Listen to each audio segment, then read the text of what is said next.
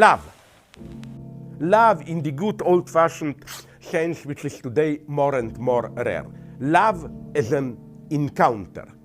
This is why in English and also in some other languages, not all, like French, you use the term fall. We fall in love.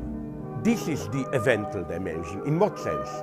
Let's say you live a happy life. You are lucky, you have a job, you meet regularly with friends, you are not in love, you just make one-night stands, maybe here and there, you meet every evening with friends, you drink, you go to blah blah. Then all of a sudden, in a totally contingent way, let's say you stumble on the street, somebody helps you to stand up, it's a young girl or boy, blah blah, and of course, it's the love of your life. A totally contingent encounter, but the result can be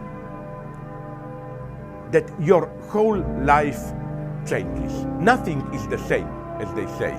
You even spontaneously perceive your entire past life as leading towards this unique moment. You know, the illusion of love is, oh my God, I was waiting all my life for you.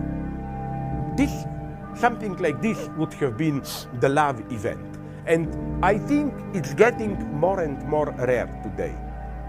Many intelligent cultural critics noticed how we are almost returning to pre-romantic, pre-modern times when marriage or love connections were a matter of relatives, counselors, and so on. Your uncle, your aunt, they selected whom you will marry, and so on. Today, it's similar, only instead of all those old wise uncles and so on, it's dating agencies, marriage agencies, and so on and so on.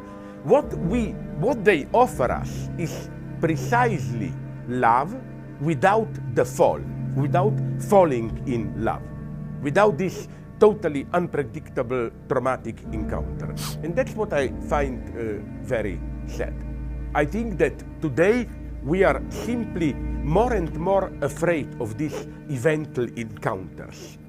You encounter something which is totally contingent, but the result of it, if you accept it as an event, is that your entire life changes. It's a different story.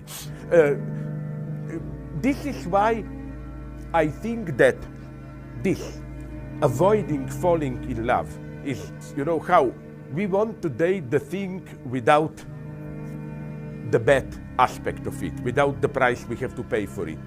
We want, I don't know, we want sugar without calories, so we have sweeteners. We want beer without alcohol. We want, and so on and so on. And I claim it's the same thing in sexuality. We want brief, safe sex, sexual encounters without the fall, without this fatal attachment. Love for me is an extremely violent act. Love is not I love you all. Love means I pick out something and it's, you know, it's again this structure of imbalance. Even if this something is just a small detail, a fragile individual person, I say I love you more than anything else. In this quite formal sense, love is evil.